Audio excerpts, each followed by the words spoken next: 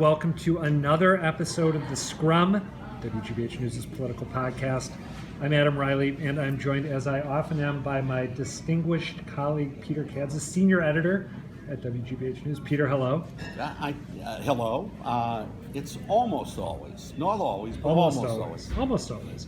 And today, Peter and I are chatting with the team behind the Lincoln Review podcast, which, just like the Scrum, you can find on iTunes and on SoundCloud, and I'd wager in some other spots as well.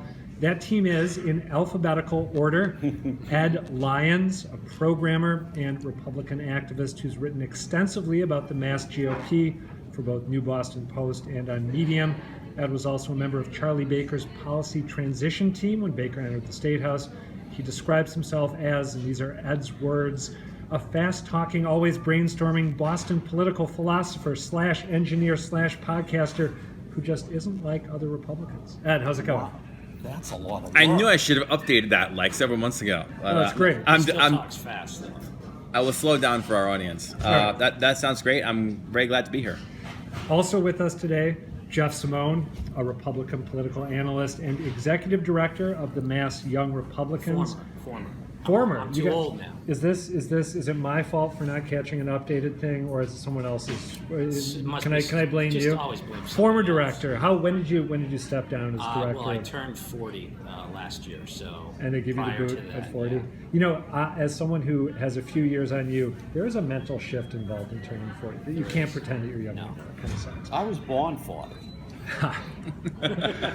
Also noteworthy about Jeff's resume, he actually ran for Congress back in 2012 in the 5th District, and he was the Boston Globe's preferred candidate in that race. The paper said he distinguished himself with his, quote, clear enthusiasm to tackle policy issues. Despite or maybe because of the Globe's kind words, he ended up losing to Tom Tierney in the Republican primary. Jeff is a financial data consultant. Is that fair? No, that's what I was. You were? Project, All right, so project manager, businessman right now. Project manager and businessman. Can you hone that for us at all? Can you be specific about this business? High tech. Import, software, export. Yeah. High tech and software. And you do hail from Lexington, right? Originally? No, see, God, you guys got to get the updated specs. We moved. We moved from Lexington right over to Woburn. Did you become the man you are in Lexington? Sure. Help me cover my butt here. All right. Absolutely. All right, but now I in was Woburn? in Lexington a long time, also in Boston for many, many years. All right. When did you move to Woburn? In 2013, I'm an economic conservative, and we could afford a house in not Lexington. Yeah, got it. All right. Thank you for the corrections in real time. And Jeff and Ed, thank you both Thanks for being here. us, Ed. So I think that one reason Peter and I were really excited to have you guys come in is because obviously we are living in a somewhat unique political moment right now in which national political concerns are converging daily, almost hourly, with state level issues and questions. And I think we'd like to start off by getting your take on how Governor Baker is doing, managing this really unusual political moment. So where do you two come down on the governor's performance at this point in time? Well, if you listen to the Lincoln Review podcast, and you should, and I feel like this is when Happy Days met Laverne and Shirley. This is the premier Boston podcast crossover episode for us. If you listen to Lincoln Review, Ed said this a few months ago, and Governor Baker has set the bar for how a governor should act. I don't think I'd be hard-pressed to think of any governor in recent memory that has done as good a job as quickly as he. And I'll stand by that. Ed said it, but I'll reiterate it right here.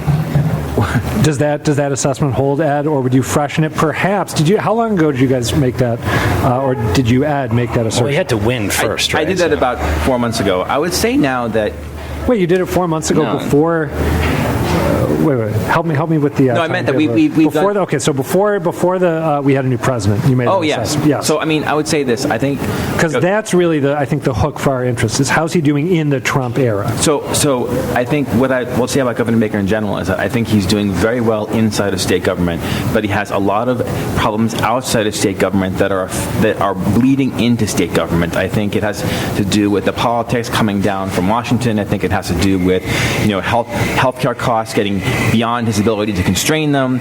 I think that the sales tax and the gambling revenues of the state are declining in a way no one thinks will come back again. I think he has tremendous problems externally that are affecting his ability to maneuver internally. I think how he handles these two worlds is going to define the rest of his term and what the campaign looks like in 2018. Do you put the Trump trickle-down effect on a level with the other problems that you rattled off, or does managing his relationships and Massachusetts relationships with the Trump administration, is that in a different league than the other challenges you're talking about? I think that the Trump relationship matters a great deal in terms of his brand and how he's seen and what people's expectations are for the office of the governor.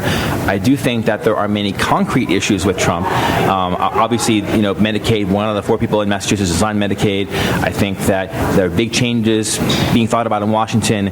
Even a small change will have a huge impact on our finances here, so he has to manage that. There are a lot of other issues involved, so there are both concrete things with Washington, both with President Trump and with the Congress, and then there are political things. They are both extremely important, and it's interesting to see how he's been trying to manage those things. But he's built up 2 years of political capital and been putting it in the bank for that time. So if theoretically there was a 2016 election where Trump and Governor Baker were elected at the same time, people might not have a frame of reference. They've had 2 full years of getting to know him and watching him perform. And who's going to challenge that? I think it's silly. You can speculate at that point. Obviously, we're in Massachusetts, and any challenger is going to be a strong one just by the numbers. But in real terms, tell me something significant he can get knocked on, and he really can't. I'm not sure it's an issue.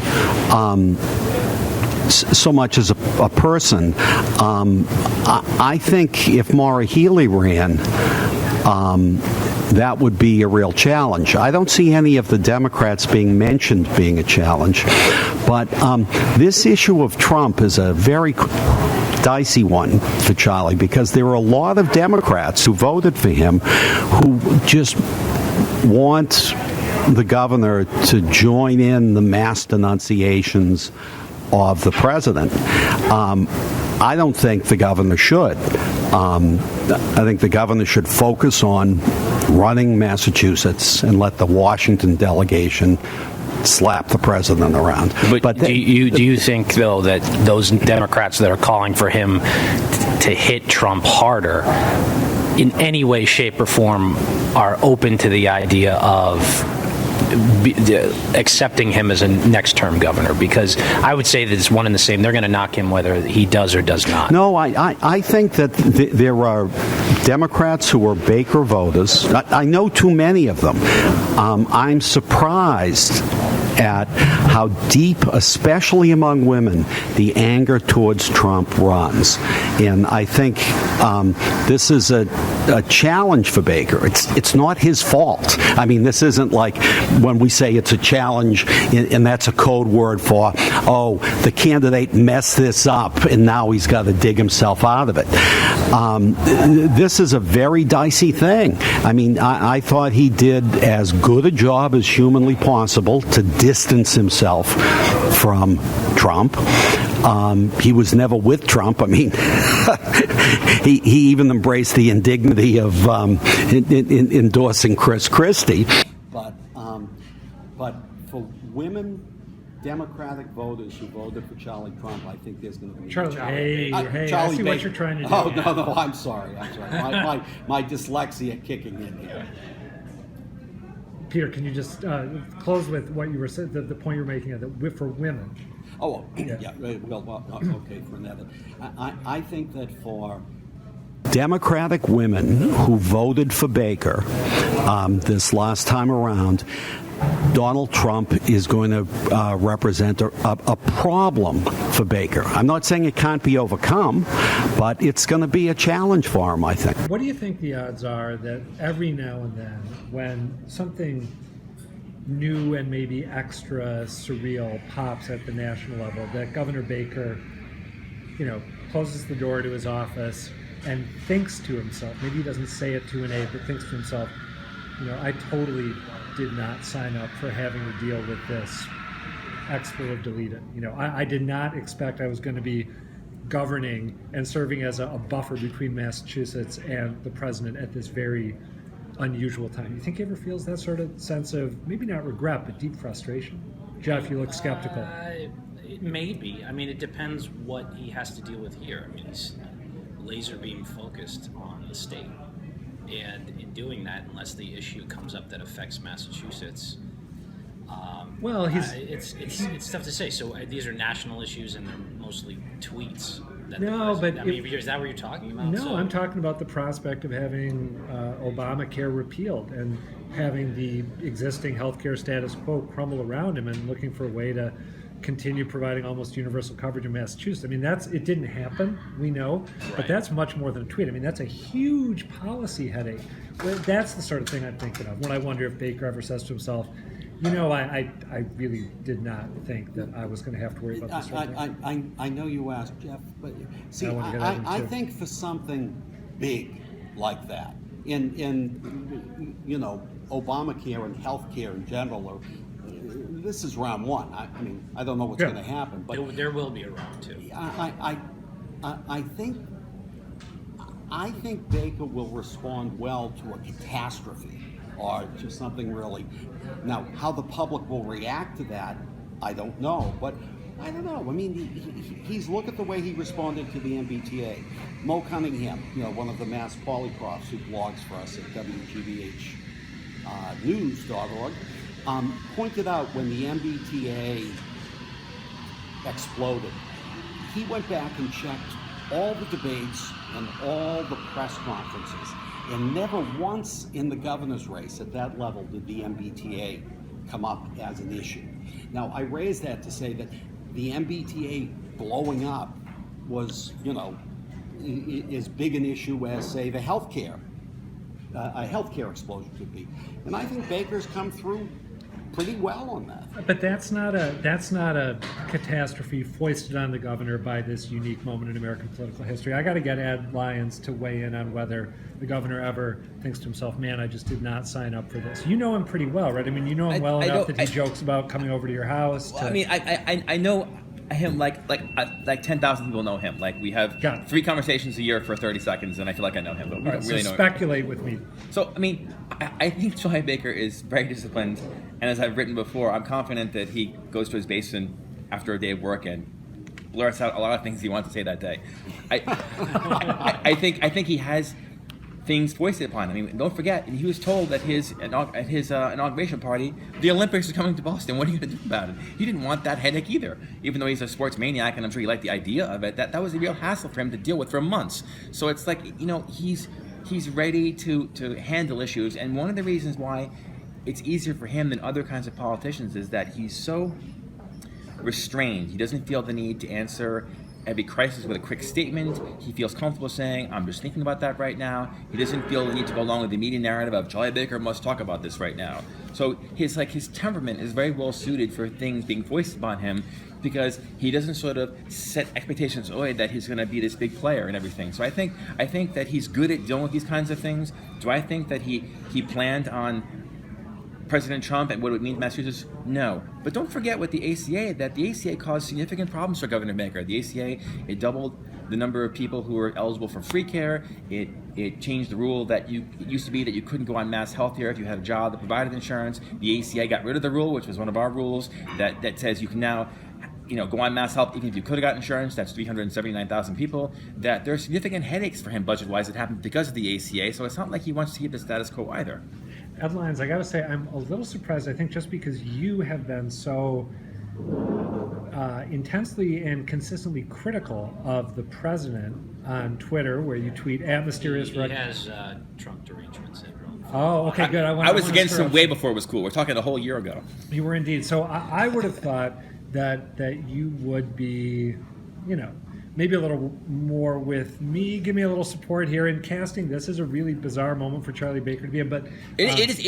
I'm saying it is a bizarre moment. If Ted Cruz got elected and repealed the thing full out, it still would result in billions less in Medicaid dollars That's true. in Massachusetts. So what was he going to do then? He's not going to shake his fist. He's going to try to go to D.C. and work the best deal he can. And hopefully, if you actually had a congressional delegation that would operate within the context of some sort of deal, you might even get a better deal for the state. But that maybe we can talk about that. And don't forget, he doesn't want the sanctuary city debate either, right? There's another issue he didn't want to deal with, right? Which is the fact that he has. Don't forget, since Governor Baker and Lieutenant Governor Polito are so involved with cities and towns that I think Governor Baker knows every mayor in Massachusetts, and so a lot of them are saying we want to have sanctuary city status. Others are saying no, we don't want that, and he's being forced to take position on this all the time. He never wanted to get involved with this either. So it's not just healthcare. There are a variety of things. And I'm glad you brought that up. Do I think? There's more. But do I think that he won any of this? No. He has enough to deal with right now. So I do think he's probably very upset the fact that he's being forced to deal with things on a national level when he has plenty to do here. Peter Katz, you wanted to get in here? Well, yeah, to your larger point, Adam, the Republican Party is, such a collection of misfit toys these days that whoever... Present company accepted. Well, I said nationally. That the...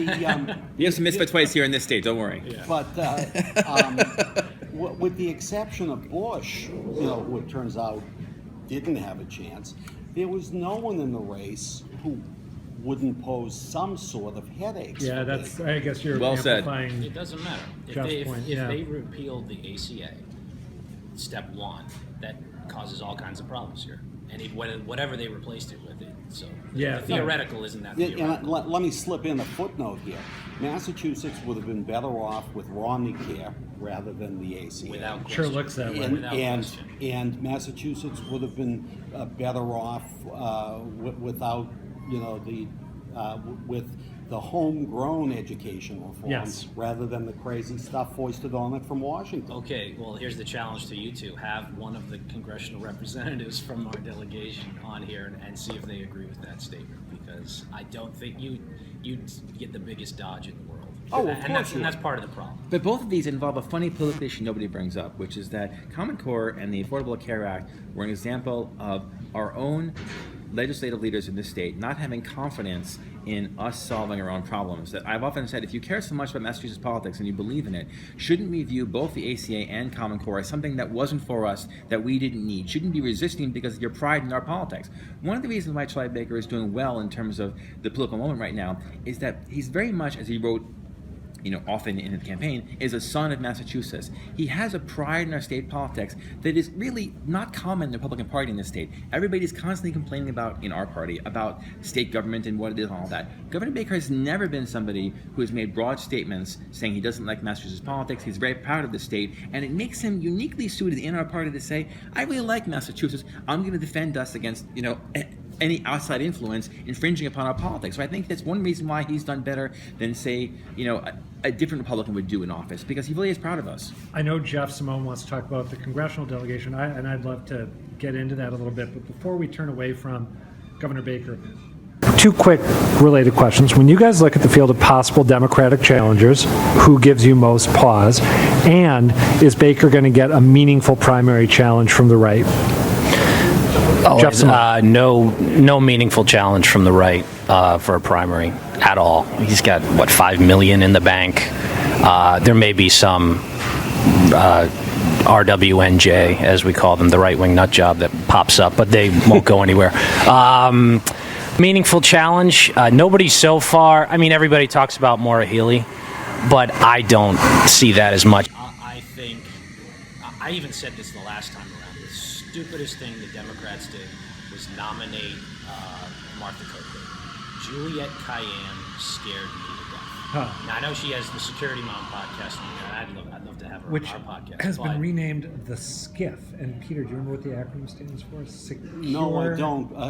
But I have heard SCIF on national cable news and on the networks many times now, because that secure room in the White House right, and the secure room in the basement of the Capitol, those are SCIF rooms. Okay. So Jeff Simone, that's interesting that she was I would the have one said who... Juliette Kayyem would have been the biggest challenge. But more to that point, it's not necessarily, in my mind, it's not My God, necessarily this is scary. I had said the same thing a couple of years ago. Yeah. And If you want, Ed and I can just step away and let you guys agree on everything. I have a prediction in a couple of years, but we'll get to that in a second. But I don't think who challenges Charlie Baker is the bigger scenario. I think who challenges Elizabeth Warren is the biggest. And what the voter turnout, if she has a serious challenger in 2 years, and there might be, I don't know, and what kind of voter demographics you see in that race and how it affects the gubernatorial race, and if people split their tickets, that's the bigger risk. Hold that tantalizing thought for just a moment, because we definitely got to talk about that. Ed Lyons, meaningful challenge from the Dems and meaningful challenge from the right for the governor? I think there will be a primary challenger for Governor Baker, despite the fact that I think it's a bad idea. I don't think our party is strong enough at a state level to have primaries for statewide office. But I think that Governor Baker has done a lot of things which have upset a lot of conservative activists in Massachusetts. I think the Planned Parenthood announcement that he would seek to substitute state funding, to substitute for a loss of federal funding for Planned Parenthood's non-abortion health care services, really kind of, in my mind, guaranteed that there will be a socially conservative challenger to him. I think that I don't know his personal views on any of these issues, the transgender law, the Planned Parenthood thing, a bunch of other things. But if any of them were done politically in order to sort of box out the Attorney General from running against him, that I think that the cost of that is real angst amongst conservative Republicans and many activists. I think they're going to demand that somebody represent that frustration against Governor Baker, and I think we're going to see somebody. So are we talking like Jeff Deal or... No, so here's the other funny thing about Governor Baker. No, I don't see him. The reason why people talk about Jeff Deal, but the problem with our party is that Governor Baker is so dominant in terms of the fundraising, the networks of people that he knows, the power, the influence. I just want to mention to listeners, nothing bad is happening at this particular moment. That sound that you hear is the sound of beautiful frothed milk here in the Newsfeed Cafe at our airy, ethereal Boston Public Library studio. So sorry to interrupt, Ed, but I think people might have become alarmed as they heard that sound rising in the background. So carry on. I didn't know what it was. So I think that Governor Baker dominates the Mass GOP in a way that I don't think you see of any governor of any other party, state party in the country. And almost all of the party's assets in terms of brand, fundraising, network, everything else is wrapped up in Governor Baker. And it's very difficult for other people in our party, even if they're office holders, to have assets that aren't related to Governor Baker. And anybody who's going to challenge Baker has to have to bring some sort of assets to that challenge. But if you go against Baker and you lose or cause him problems, that you probably lose a lot of support from people in the party who don't want Baker hurt. So nobody who has assets is going to run against him and risk losing them. That leaves people who don't have political assets to run against him. So I think they have to get 15% at convention. They have to get 10,000 signatures. It's just a tough pull. I just don't see him. I mean, if there's a challenge versus a meaningful challenge, if you want to split the difference, there's no meaningful challenge there. I think it would be a challenge. Before we move on to Congress, how about among the Democrats? Who gives you pause as a possible? You mean other than looking up who they are? I think that's a great line. I know you've written about one of them, Jay Gonzalez, and his role in the healthcare. I am the state health connector expert. Yes. I wrote a piece sort of joking about, hey, when did he leave the office? I know you're more informed than you're pretending to be. Well, yeah, other than looking up who they are, would Maura Healey worry you if you decided to run? I'll get to Healey in 1 second. I think there are, unlike the Republicans, the Democrats have a great bench. They have plenty of serious people who run for governor. Obviously Sadie Warren, even people like Dan Wolf, Jay Gonzalez is a good citizen. He could run for sure. He is running, yeah. I mean, run and make it, a credible campaign that it wouldn't be silly. And I think that, however, I don't think any of them has the stature or the resources to be able to compete with Governor Baker. And I think that it's unlikely those candidates would draw in the funding and attention outside of Massachusetts in order to make the run credible. So I think that, in my mind, only the Attorney General could mount a campaign with, the resources and the charisma in order to be able to make it competitive against Governor Baker. And it's my guess that she would be the only candidate that Team Baker is worried about. Yeah, I would tend to agree with you. I mean, just so the listeners understand, what Baker needs to do to be reelected is to get about 20% of the Democrats to vote. And that's why if I were Charlie Baker, I would worry about Maura Healey because of that 20% figure. I don't know enough about how Dan Wolf would translate onto the larger stage, but he strikes me as a serious and smart guy. By the way, it's not that Gonzalez and Seti Warren aren't. I don't think they have the oomph. I mean, look at this time. No, if Healy gets in, she gets the nomination. Oh, no, if Healy does, but I'm saying... No, if she gets in, it's a no-brainer. She has that locked. Yeah, and the thing... Up until the St. Patrick's Day breakfast, and pardon me to the listeners who I'm repeating myself here, I didn't take seriously at all, consideration that she might be thinking about it. I'm not saying she's going to run. You mean her 9 town halls in the past month haven't? No, but it was the way in which she told the jokes. It was that athlete's competitive edge. There was just a little more edge than I had seen before. And as Baker said, immediately to her right. Yeah, I mean, that was psyching out the opposition. Now, she loses nothing if she doesn't run, but she took, she, like Deval Patrick, was the outsider who came in and showed, the hollow core, the the feeble Democratic establishment in this state was. Yeah, she beat Marty Walsh's preferred candidate, Warren Tolman. Yeah, and Warren was a guy of substance. But you have to look at what's going on with the Democratic Party right now, because you can cut it any way you want, but somebody who they seem brain dead to me. They are, but that's another story. But the person who checks all the boxes for the Democratic Party is going to get those nominations and get the biggest push behind them. And Maura Healey checks the boxes, the demographic boxes. Now, she's also got more native political talent than Dan Wolf. I think can give a sort of a Bernie Sanders-esque stem winder. But sure. You compare her when Peter was talking about oomph. I don't think she's at the Deval Patrick level in terms of native political talent, but she's got more than the others. I'll tell you. I would submit. Agreed. Just when Maura Healey appears at this table, on Boston Public Radio, her crowd is large. The people who come to see her is a larger crowd than come to see Governor Baker and come to see Marty Walsh. And the crowd is almost all women, not exclusively, almost all women. But I remember watching her on the campaign trail, would be at all these candidates' nights. And Adam, you did some, I did some where, we take our turn being the guest moderator and stuff. The people in the crowd, no matter what party they belonged to, liked her. It was they just liked her. And that's a pretty good place for any politician to start. Her biggest risk is doing it now or in 2022. That's the only calculation now, because she'll have a much easier time of it 4 years after next year's election. My totally irrational take on that is that the longer she's in as Attorney General, the curse of the Attorney General then kicks in. in the curse of the she's the Attorney fresh General face. is that no one has been Attorney General and been elected governor, largely because the theory is that as Attorney General, the longer you're in there, the more people you sue and the more people who are annoyed More at people you. you piss off. So Martha Coakley, Scott Harshbarger, Frank Bellotti. The closest you get is Bill Weld, who is U.S. attorney, right? Yeah, which is right. a little bit. The thing is that she has almost nothing to run on.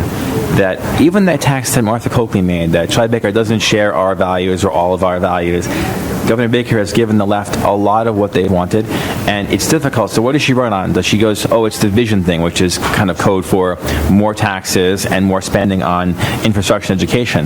That what else does she run on? I guess she could shoot for the moon and promise single payer, although it's hard to see how it happens based on what happened to I'd say the Vermont. vision thing, and then it would be he hasn't been full-throated enough in his pushback. And to be honest, I'm not sure if that's a winning argument. That's because nothing. That's nothing. But it will motivate people to make her the candidate, right? So I think that argument plays amongst the people that would have to give her an enthusiastic nomination for governor. I mean, on the Democratic side, I don't think it's a great thing. But this is why I personally think that she'll run now and not wait.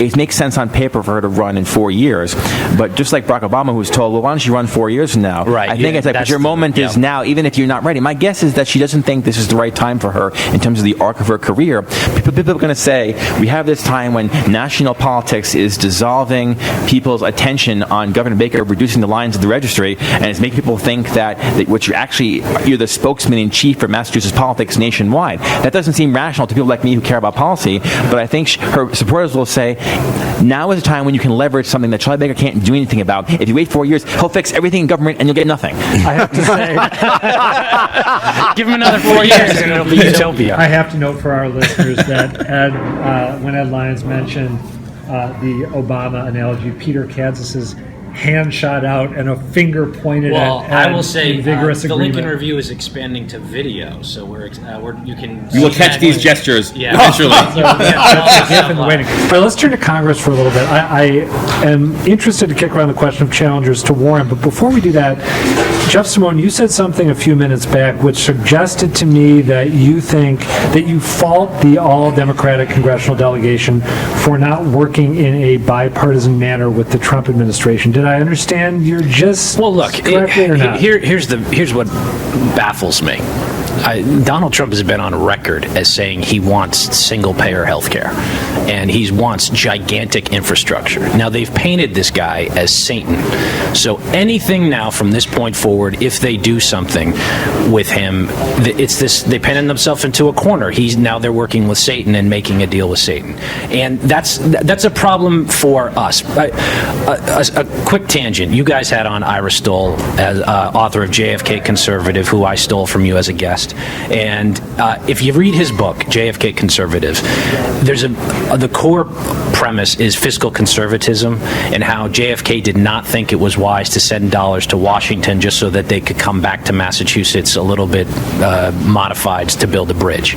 That's the infrastructure argument, and that's the one that Trump makes for federal infrastructure, as does the Democrats. So it boggles my mind that if you're a Democrat and you have been for decades talking about infrastructure repair, $1 trillion, this guy is what is putting on the table, working with Paul Ryan, who I am incredibly upset with at this point, because he was the budget guy, he was the conservative economic principles guy, and now he's talking about working with the Dems and working with Trump on $1 trillion of infrastructure, and the Democrats are just going to sit there and sit on their hands, pout and say no? I mean, that baffles me, and it's childish. And so that's my point. You went in here. Well, yeah, Paul Ryan, the thinking man's Marco Rubio. I mean, I always suspected Ryan was a dope. Now I know he's one of the most overrated people. I've thought this for years. I'm waiting for Ed Lyons and Jeff Simone to respond to your I- prior no, agreement no, he- with them, with some agreement here, and they're not giving you anything. But I'll tell you, Trump. Well, he's full of crap. That's what I'll say. See, I would say you're directionally correct, because at the moment the Democrats still don't stand for anything, time's moving on. For example, why the day after Trump Ryan and the GOP failed, someone should have gotten up in Congress and proposed, here's the 5-point plan we need to put a patch on the ACA. The ACA isn't going to explode, but there are things wrong with it. The Democrats are still in the Hillary Clinton mindset. It's by lack of default. It's by default. It's for not having original thoughts for so many years.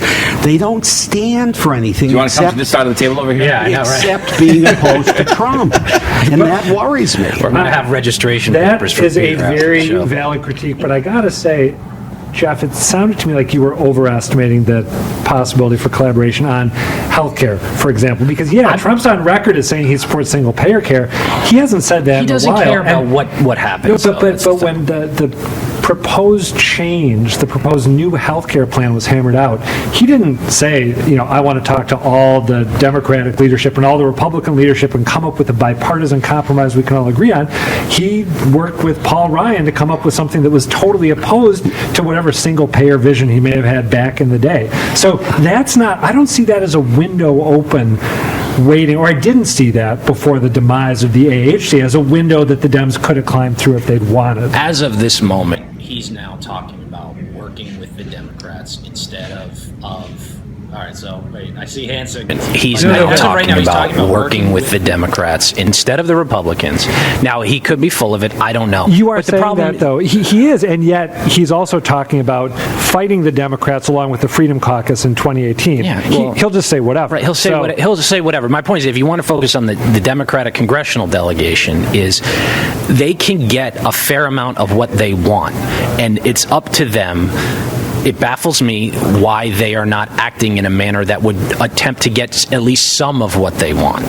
Go ahead. Go ahead. So I think that I'm watching the Democrats go through a process that the Republican Party went through several years ago, which is that, total war, which is that don't be constructive, be the opposition party, wait for your turn when you have all the branches of government, and then enact your agenda that you couldn't have if you had to compromise. Wait till later.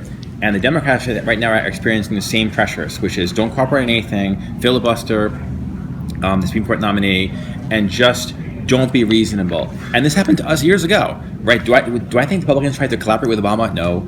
Could they have collaborated? Maybe on a few things. But they're getting the same kinds of pressure we did from donors, activists, advocacy groups, partisan media, everyone's saying do not cooperate in any way, and they're feeling the pressure intensely. And not only that, because there's so much money to raise, they get all these donations every time they make these declarations of non-cooperation. So I disagree with Dan Kennedy this morning. I don't think they should filibuster for the Supreme Court hearings right now. Dan I think Kennedy's piece. Sorry, Dan, but that was just. But I hear many Democrats saying filibuster. Dan Kennedy, friend of Peter Kadzis and mine, our former colleague at the Boston Phoenix and a WGBH News contributor. Who wrote a WGBH News piece about this yesterday, talking about filibustering. And I want to say that you're getting the same mentality that we did, which is just resist and build the case for having it your way later. And I want to say we've been down that road. Don't go that way, but they are.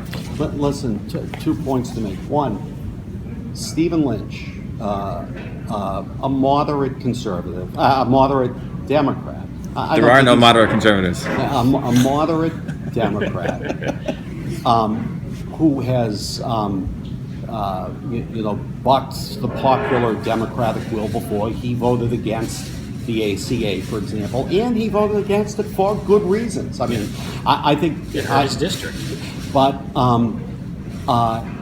he declined the president's staff's invitation to meet with him. And that's because, so if you've got a savvy guy like Lynch, who would be open to this argument, and who has had the testicular fortitude in the past to buck the Democratic wisdom. Why? It's because Trump is dead on arrival. I mean, What do you mean? In other words, what do you mean deal you can't deal with Trump. You just don't know. The Trump you walk in, you have your conversation with the president. By the time you've walked out the door, you have no idea if he's changed his mind or not. You know, someone should get his meds and get him stabilized. But my advice to the Democrats in Massachusetts is read John Kennedy's book, Profiles in Courage, co-authored by Ted Sorensen. Read about political coverage. Take a leaf from John Quincy Adams and do the right thing. Don't do the popular thing. I think what so what's the right thing in this what the right thing to do is context? Don't pretend you're going to be doing don't really think you're going to be dealing with Donald Trump, but act as if you are. Put your ideas forward.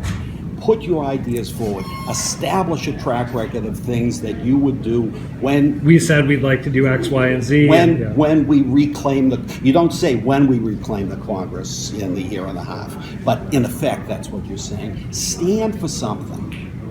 All right, so to get back to campaigns, as we have tended to do a little bit more than I expect in this conversation, you think, Jeff Simone, that there's going to be a meaningful challenge to Elizabeth Warren when she's up for re-election? Oh, God. Or you dream I don't. of it? Maybe. I mean, maybe if I hit the lottery, I'll run. But that's right now. The people that are being discussed, nobody knows who they are, and they're not acting in a serious way from anything I can tell on the ground, or talking to who they need to talk to get their operations going. There's been a couple people that I want, and I'm not even going to mention their names because I don't, know where they stand. They're just possibles, but. It could happen. Look, Elizabeth Warren is a firebrand. Elizabeth Warren is a firebrand. If somebody catches a good burst of air, they could make something happen. They could absolutely do it. But unless Tom Brady throws his hat in the ring, I'm punting on this one. Ed Lyons, you actually let me redo that throw, because there was a moment you had talked about the possibility of the House flipping. Ed Lyons, Peter Katz just a moment ago mentioned the possibility of the House flipping. Ed Lyons, I'm wondering how long you think this era of total Republican control, even if you want to append an asterisk to the president's name and party affiliation, how long is this era of total Republican control of the federal government going to last? They don't seem to have control of it, but I understand what you're saying. Control in name only. I don't know. I think that the Republicans would have to lose in a wave election, as the pros call it, and I don't see what causes that wave right now. The Democrats are getting more votes for the House every couple of years now. They're now in the habit of getting more votes than Republicans for lesser seats because of the way the districts all work and where people live and all that. So it's not that the Democrats don't have the support of the majority of voters for the House. They're just not winning enough elections, and I don't see right now what happens that you flip a lot of these seats. I think there would have to be a crisis, perhaps like a recession or something that we don't see right now, or something terrible happening with Trump that is not visible right now. So I really don't see it flipping. You don't see barring calamity. No, historically bad popularity ratings being something that could lead to that sort of wave election. I mean, but they'll he's adjust. not doing too hot. No, they're not. But they'll adjust, right? That these people, the House is obsessed with running. They run all the time, unlike the Senate. So they will adjust. The House members will adjust. Got it. The House will adjust. They will either distance themselves from Trump. They will get more earmarks or whatever they're called right now for the district. They'll find ways to win. And just because that these people seem vulnerable doesn't mean that candidates will appear who will do it. And by the way, since we mentioned Senator Warren, I can't imagine that with the close numbers in the Senate that this state will decide to give President Trump another vote in the Senate and get rid of Elizabeth Warren. I can't imagine, never mind the fact that a Senate race costs roughly $10 million at the current sort of average rate for the whole country. You want to say that who comes forth and gets $10 million? And who convinces the public that they should, give another vote to President Trump? And who in this state is going to decide that Senator Warren is better off in the private sector? I just think that even though that she's not as popular as she was, and even though she may not be popular in counties in Massachusetts that voted for Trump, I just can't see everything coming up to make that credible candidate, the money, the name recognition, the case, the acceptable distance from Trump. There are too many things that would have to happen for a credible run against Senator Warren. And if any one of them doesn't happen, then I think that it won't be a credible candidate. You need a really good candidate. Look, I've always said she's vulnerable. Look, she's dodged the press for, 5 years now since getting elected. She was blessed to run in an Obama re-election year initially. I think her economic policies and economic knowledge are so soft. She's never debated anybody of substance on it. First of all, I'd love to get her down for an hour and just talk about the ridiculous economic theories that she purports to know so much about. But it bothers me that we can't harness that fact and put somebody up that could really do a significant challenge. I just have to hop in because I periodically will say this to colleagues at WGBH who accuse her of dodging the press. In my experience, she's pretty willing to talk to the press, but you got to go and catch her at, say, an event that she's at in whatever community in the state. Go there and she'll talk to you. Now, there's the question of whether she'll come to you, whether she'll sit down and do all the interviews that we'd like to have her do, and that's debatable. But I'm not sure, and I'm not. By the way, I'm not. On a scale of 1 to 12 of all our 2 senators, was that 12? I added up 9. Our 9 congressional representatives and our 2 senators. Where does she rank in press accessibility? I can't give you a good well-executed number there, but I'm not sure she's any less available than John Kerry was back in the day. Okay. I found as an editor, when I've directed or suggested a reporter call her office on a specific issue that she's active on, I would say 80% of the time, 4 out of 5 times, we either got a voice interview because they know we're a radio station, like on higher education or some other less sexy issues, or we've got a statement. Believe me, I find her coyness with the press annoying, but that's just because she's smarter than we are. What she really does is she refuses to play that stupid and undignified game of answering questions that are shouted at her. And I don't blame her for that. But on the whole, I think she's, in a working way, fairly responsive. You got to give her an hour or two to get a response to a specific question of substance. And as an editor, my experience in getting her to respond, the reporters I'm working with, has been not bad. Let me just say that 2 things. One is that she announced last month that sort of a change in policy. She's now suddenly more available to the press, and some reporters have noted that and noticed that it's a change. Number 2, I think that public television is incorrectly seen as carrying water for the Democratic Party, and that she would also incorrectly believe that perhaps the questions would be easier from a responsible news editor like yourself than some network that was perhaps not seen as being friendly to her. So I just think that your calls will get returned faster than someone else. See, I'll tell you the difference, because the big shows until recently, I feel uncomfortable because it's hard to get her on Boston Public Radio. It's hard to get her on other. I think we've gotten our calls answered, and I know colleagues at other news organizations, because they're targeted and you have something to say. But let me switch the subject here. Talking about, I think that if there's a national explosion, something bad would happen. I think the odds are it's going to be international. Shots fired in Korea. What happens as a result of everyone moans and groans about the UK and Brexit? What happens if Marie Le Pen wins? What happens if Russia invades the Baltics? Yes. Yeah. Yes. Yeah. I just think that internationally, the world is very unstable right now, and that the calamity that could hit us is going to more or less come out of. I think the more likely scenario is probably more economic related. If you see a downturn in the economy, I think that's when Democrats can just play a very good blame game. And that's when you'll see flip. When people feel it in their wallet. Because unfortunately, I think culture has shifted. I think 2016 was a cultural election for a lot of folks.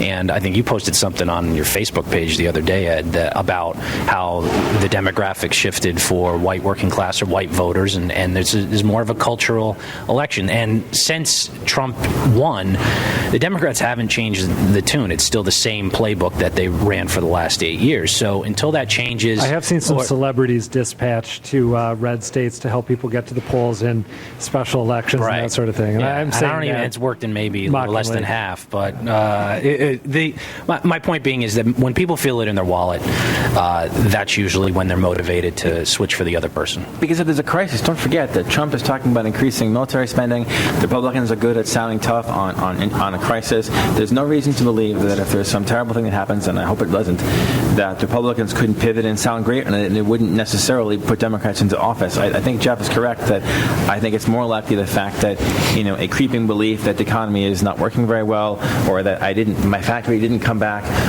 or some sort of management thing. I think that's much more likely to cause a wave election than, because it has to be a crisis. People would say that the Republicans are simply the wrong people to handle this international crisis. I want to say, geez, really? I mean, all the branding we've done around getting tough and all that, and they're going to give it to the Democrats. I have a hard time believing that will cause the wave. But I don't want to know what crisis would cause them to think that. But it's not one that I can see. I could be wrong. I would be remiss if I did not ask you guys before we wrap up to share a little bit of the conversation that you have when you two argue about the Trump administration. Jeff, Simone, you said early on that Ed Lyons is suffering from Trump derangement syndrome. I'm assuming that Ed doesn't think that's an accurate or fair description.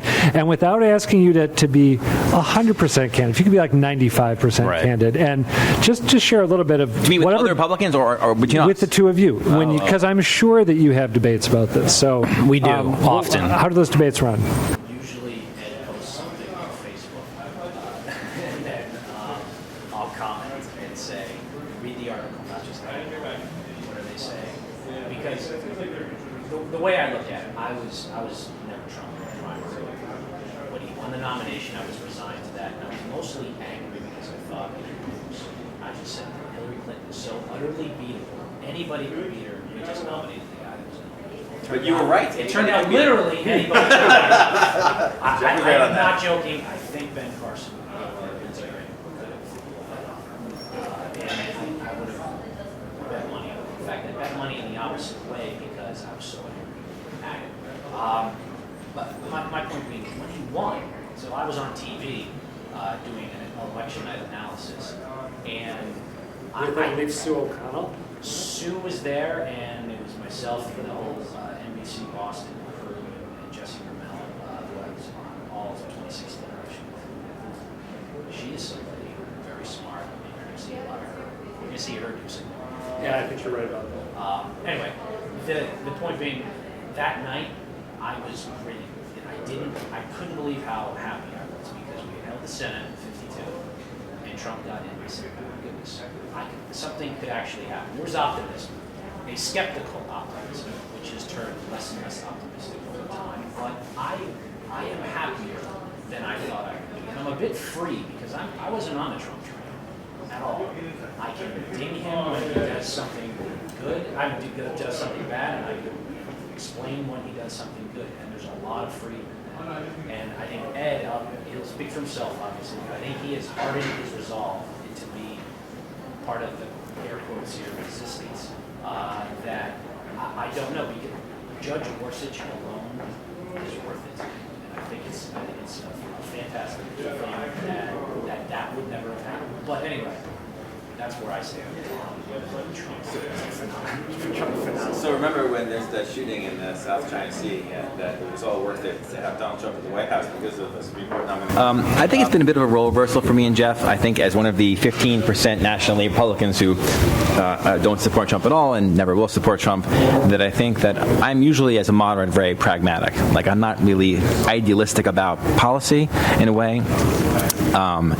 And what's funny is that Jeff is a proud conservative and is good at articulating conservative views, not as moderate and pragmatic as me in terms of how government gets done. But what's happened is that I'm the person who's become idealistic to say, hey, Jeff, we have all these principles about politics and America and how things get done, and this is a violation of all that, and you would never have supported this a few years ago. And it seems like... But I'm honest about it, though. I mean, that's the thing. I think there's a sense of intellectual honesty. I'm not going to be a hypocrite about it. If Trump does something that pisses me off, I'm going to... But that's all pragmatism, right? In other words, that saying that, okay, I'm going to be flexible and put up with this horrible stuff because I may get something that I want. No, I'm not putting up with it. I'm just saying there's no point in quote-unquote resisting it. There's this idea that there's some resistance out there, and I think it's a ridiculous... There are marches. You can go to them if you like. There are email lists. That and point shake is your a fist really in the air. interesting one Shake your fist in the air. That you see yourself as going from the pragmatic moderate to the hardcore idealistic moderate, and Jeff is, as you tell it, becoming a little more pragmatic. I did not accuse Jeff of being a moderate here on the radio. No, I just meant that he's being a bit more practical about what may and may not be accomplished with Trump that could never have been accomplished with Clinton being president. I would like to see them have a duel. Oh yeah, very, very Hamilton. I want to play the part of Burr in that duel. The thing about Trump, what it exposed for me is what I've known for a long time. It exposed how absolutely... Wait, we can't curse on this thing, right? No, sure. No. Beep it out. How absolutely batshit crazy the left is, and when it comes to any common sense about with Trump, yeah, he's a liar. He's all the things you said. But when you try to make up things and go after him or exaggerate the things that you do exaggerate, what it does is it dilutes the actual things that he does wrong. So if it's a constant stream of half-truths and sort of gotchas, when he actually does something, it's a lot tougher to ding him, and I'll be the one actually supporting the people when they're right, when they're actually right. And it's a problem. Where was this careful consideration of criticism for the last 8 years? Where was this, Barack Obama, he didn't really do that. He only did this. I don't remember hearing any of that. See, I'm consistent. I actually think President Obama did a lot of good things. I think that I liked his drone program. So he killed a lot of bad guys. I think that's great. But I just think that I'm in the funny position of saying, hey, everybody, I don't want to be flexible. I think we have to just reject the president. And by the way, he is the president. I'm not going to delegitimize him like everyone on my Facebook feed did with Obama for the past 8 years, claiming he's not a citizen and all that. So it is weird to be. But I didn't do that either. So no, but I disagreed with his policies. I don't want to take up too much time with that. It's a podcast. We can go forever. It's not our podcast. We can't go forever on ours. So Snip. But by the way, it is odd being a Massachusetts Republican because all Republicans in the state have dual citizenship between Massachusetts and the national level. And all of us have a conflict in the way the Democrats don't in the state between what we're hearing on talk radio, cable, and the internet versus the reality of Massachusetts politics here, where Democrats can connect them more easily than we can, even though there are differences. And I think that for someone like me, I am in direct opposition to what's happening in Washington as a Republican, but I'm very much pro Governor Baker here. And there's this constant clash between these two worlds for Republicans in the way the Democrats don't have that here. Thank you both for coming in and giving us a window into the dual citizenship. Let me try it again because I couldn't say the word. Thank you both for coming in and giving us a window into the dual citizenship that you just described. Ed Lyons, Jeff Simone, the two guys behind the Lincoln Review podcast. Really appreciate having this conversation. Thank you again. Thanks so much for having us. And my esteemed colleague Peter Kadzis. As always, it's a pleasure to sit. This was a good one. Yeah. This was a good one. So again, that'll do it for this installment of the Scrum. As always, you can find us on iTunes, you can find us on SoundCloud, various other podcatchers. If you do subscribe to us on iTunes, which you should have done already, feel free to leave a review, especially if you have something nice to say. You can find all our back episodes online at blogs.wgbh.org/Scrum. Our producer today was Jason Tureski. The Scrum is a production of WGBH News.